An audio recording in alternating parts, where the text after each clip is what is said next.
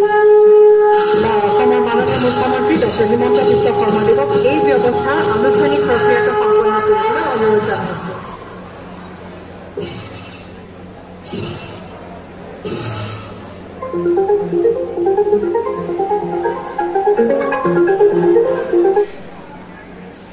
আমাৰ শৈক্ষিক সমাজখন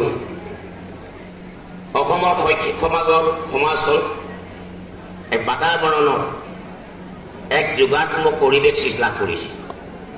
গতিকে মই আশা ৰাখিছোঁ আজি দীঘলীয়া ভাষণ শুনা কোনো অৱকাশ নাই। ছাত্ৰ ছাত্ৰীসকল আহিছে, তেখেতসকলে প্ৰদান ল'বৰ কাৰণে, বঁটা ল'বৰ কাৰণে। গতিকে ভাষণ শুনা কোনো ধৈৰ্য নাই। থাৰ্ড পজিশ্যন পাইছে কামৰূপ ৰুৰেল 884 ষ্টাৰ আৰু ডিষ্টিংশ্যন পাইছে 516। কিন্তু আমাৰ মৰিগাঁৱত অলপ দুখ লগা অৱস্থা হৈ আছে। মৰিগাঁও হৈছে ষ্টাৰ পাইছে 379, ডিষ্টিংশ্যন পাইছে 258, মুঠ 637, 637 মৰিগাঁও। গতিকে মৰিগাঁও বাকী ছাত্ৰ ছাত্ৰীসকলক, অভিভাৱকসকলক, বিশিষ্ট ব্যক্তিসকলক মই আহ্বান জনাইছোঁ, অনুৰোধ জনাইছোঁ। আমি কিন্তু সুখ্যাতি অৰ্জন কৰা ছাত্ৰ ছাত্ৰীৰ সংখ্যা আমি এতিয়া বহুত তলত আছোঁ। গতিকে মৰিগাঁও জিলাখন সুখ্যাতি অৰ্জন কৰা ছাত্ৰ ছাত্ৰীসকলক আমি বৃদ্ধি কৰিব লাগিব। ছাত্ৰসকলক কৰ্মযোগী কৰি তুলিব লাগিব। আকাশ বৰা, শংকৰদেৱ শিশু নিকেতন ভুৰবন্ধা, মৰিগাঁও গাৰ্লছ এছিয়া চেণ্টাৰৰ কাব্যিকা বৰ্ডলৈ, চেণ্ট থেৰেছা স্কুল মৰিগাঁও।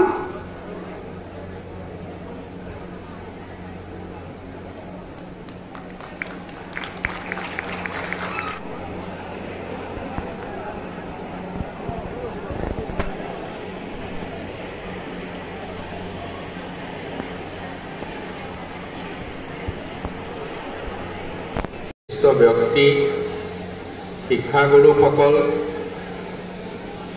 অভিভাৱকসকল আৰু যাৰ উদ্দেশ্যে আমি সমবেত হৈছোঁ,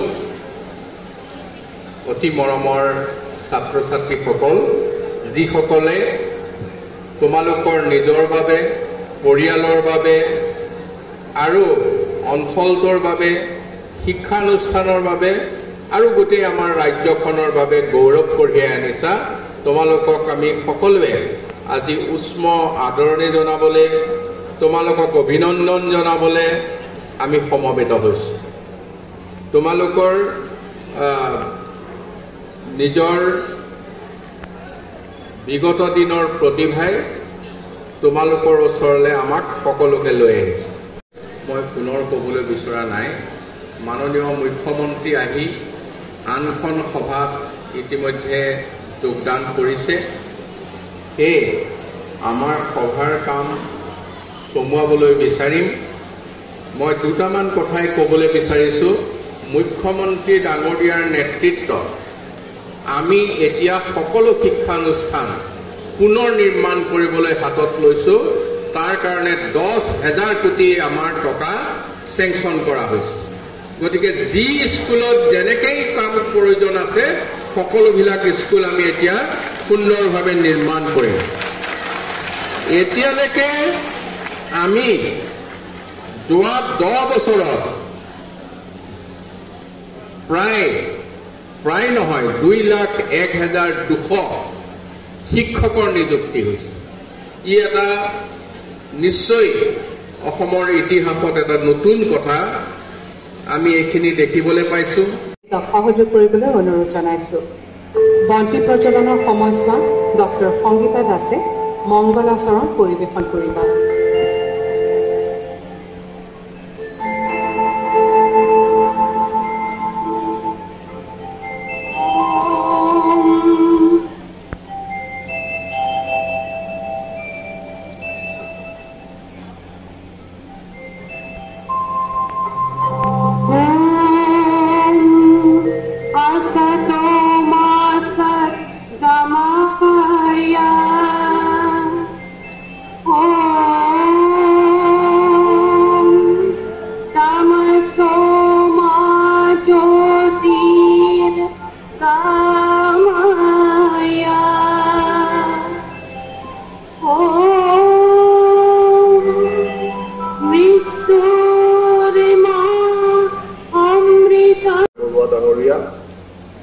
সমগ্ৰ শিক্ষাৰ মিছন সঞ্চালক ডক্টৰ ওম প্ৰকাশ ডাঙৰীয়া, সেকেন্ডাৰী এডুকেশ্যন, এলিমেণ্টাৰী এডুকেশ্যন দুয়োটা বিভাগৰে সচিব ডক্টৰ বিজয় চক্ৰৱৰ্তী ডাঙৰীয়ানী আৰু মাধ্যমিক শিক্ষাৰ সঞ্চালিকা মমতা পূজাৰী ডাঙৰীয়ানী, অসমৰ বিভিন্ন জিলাত বৰ্তমান এই বঁটা প্ৰদান অনুষ্ঠানত উপস্থিত থকা মোৰ মাননীয় সতীৰ্থ মন্ত্ৰীসকল, সমগ্ৰ ভাৰতবৰ্ষত সমগ্ৰ বিশ্বত আন ছাত্ৰ ছাত্ৰীসকলৰ লগে লগে যাতে আমি সমানে সমানে প্ৰতিযোগিতাত প্ৰতিদ্বন্দ্বিতাৰে আমি আগবাঢ়িব পাৰো, তাৰ কাৰণে সকলোৱে মানসিকভাৱে প্ৰস্তুত হোৱাৰ প্ৰয়োজন। আৰু এইটো প্ৰস্তুত কৰি তোলাৰ কাৰণে আমিও চৰকাৰখনে ব্যৱস্থা কিছুমান দি গ্ৰহণ কৰিছো। অকণমান সময় লাগিছে আৰু এইটো অলপমান সময় লাগিব, কিন্তু আমাৰ বিদ্যালয়সমূহ, আমাৰ শিক্ষা ব্যৱস্থাও ভাৰতবৰ্ষৰ নহয় পৃথিৱীৰ অন্য প্ৰান্তৰ ছাত্ৰ ছাত্ৰীয়ে লাভ কৰা সা সুবিধা বা ব্যৱস্থাৰ পৰা আমিও কেতিয়াও পিছ পৰি নাথাকো। শিক্ষান্ত পৰীক্ষাত প্ৰথম স্থান দখল কৰা লখিমপুৰ জিলাৰ ৰক্তোৎপল শইকীয়াক মঞ্চলৈ আহি প্ৰমাণ পত্ৰ গ্ৰহণ কৰিবলৈ অনুৰোধ জনাইছো। তেওঁ ছেণ্ট মেৰিজ হাইস্কুলৰ পৰা পৰীক্ষাত অৱতীৰ্ণ হৈছিল। ধন্যবাদ। এইবাৰ দ্বিতীয় স্থান দখল কৰা নলবাৰী জিলাৰ ভূয়সী মেধিক প্ৰমাণ পত্ৰ গ্ৰহণ কৰিবলৈ অনুৰোধ জনাইছো। তেওঁ লিটিল ফ্লাৱাৰ স্কুলৰ পৰা পৰীক্ষাত অৱতীৰ্ণ হৈছিল। ধন্যবাদ। এইবাৰ ষষ্ঠ স্থান লাভ কৰা নলবাৰী জিলা লিটিল ফ্লাৱাৰ স্কুলৰে মূৰ্ছনা বৰ্মনক প্ৰমাণ পত্ৰ গ্ৰহণ কৰিবলৈ অনুৰোধ জনাইছো। ধন্যবাদ। এইবাৰ সপ্তম স্থান লাভ কৰা কামৰূপ মহানগৰ জিলাৰ অশ্লেষা শৰ্মাক প্ৰমাণ পত্ৰ গ্ৰহণ কৰিবলৈ অনুৰোধ জনাইছো।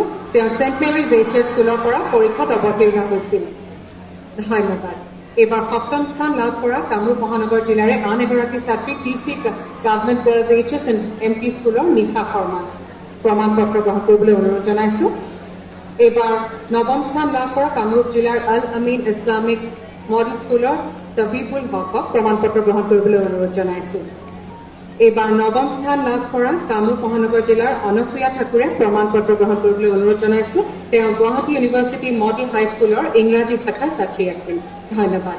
এইবাৰ কামৰূপ মহানগৰ জিলাৰ অসম জাতীয় বিদ্যালয় নুনমাটিৰ পৰা দশম স্থান লাভ কৰা সৌৰভ বৰ্মনক প্ৰমাণ পত্ৰ গ্ৰহণ কৰিবলৈ অনুৰোধ জনাইছো। এইবাৰ কামৰূপ মহানগৰ জিলাৰে মিকলছ হাইস্কুল গুৱাহাটীৰ পৰা দশম স্থান লাভ কৰা ময়াংক আগৰৱালক প্ৰমাণ পত্ৰ গ্ৰহণ কৰিবলৈ অনুৰোধ জনাইছো। আজিৰ অন্তিমগৰাকী প্ৰমাণ পত্ৰ প্ৰাপক হৈছে কামৰূপ মহানগৰ জিলাৰে ছেণ্ট ষ্টিফেন স্কুলৰ পৰা দশম স্থান লাভ কৰা জুৰিশ্মা চক্ৰৱৰ্তী। ধন্যবাদ। প্ৰমাণ পত্ৰ প্ৰদান পৰ্ব ইমানতে অন্ত পৰিল। স্থানপাত্ৰ ছাত্ৰ ছাত্ৰীসকলক প্ৰমাণ পত্ৰ প্ৰদানেৰে উৎসাহিত কৰাৰ বাবে মাননীয় মুখ্যমন্ত্ৰী মহোদয়ক অশেষ ধন্যবাদ জনাইছো। এতিয়া কামৰূপ মহানগৰ জিলা আৰু কামৰূপ জিলাৰ যিসকল ছাত্ৰ ছাত্ৰী আনন্দৰাম বৰুৱা বঁটাৰ বাবে যোগ্য বিবেচিত হৈছে, সেইসকলৰ প্ৰত্যেকলৈ বঁটাৰ নামত 16,000 টকাকৈ আগবঢ়োৱা হ'ব। এই ধনৰাশি তেওঁলোকৰ নিজ নিজ বেংক একাউণ্টত ডিজিটেল মাধ্যমেৰে জমা কৰাৰ ব্যৱস্থা কৰা হৈছে।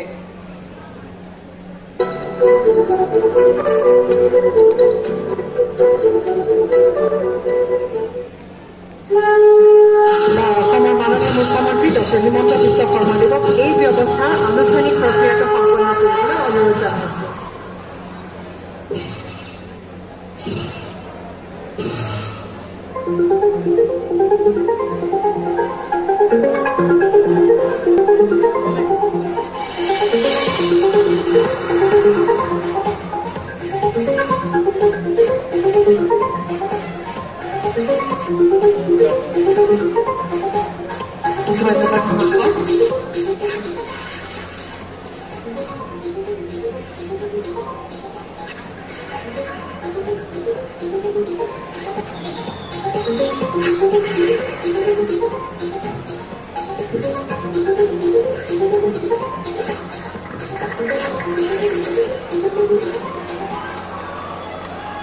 ধন্যবাদ মহোদয়।